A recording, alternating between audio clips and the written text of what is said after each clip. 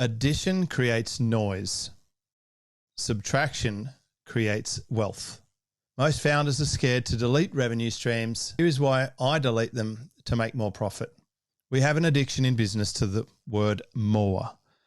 More products, more offers, more avatars, more webinars, more affiliates, more live, more conferences. It feels safe.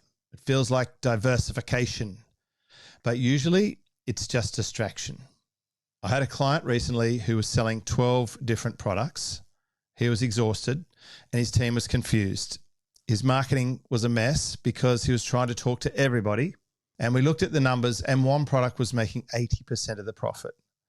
The other 11 products were making 20% of the profit, but taking up about 90% of the team's time. The 64-4 principle says that a tiny percentage of your inputs create the massive majority of your outputs. It's basically the 80-20 on steroids. In this case, one product was the winner. The rest were anchors. I told him to kill the other 11. He was terrified. He said, "I'll lose revenue." I said, "Yes, you will lose the revenue that costs you the most to earn." He deleted them. He refunded the few people in those small programs. He focused his entire team and budget on the one big winner.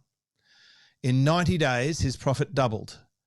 His stress vanished and his marketing became razor sharp because he only had one story to tell. And you're probably carrying dead weight right now. You have a legacy product or a service line that makes a little bit of money but causes a lot of headaches. You need to cut it. You do not grow by doing more things. You grow by doing the best thing repeatedly.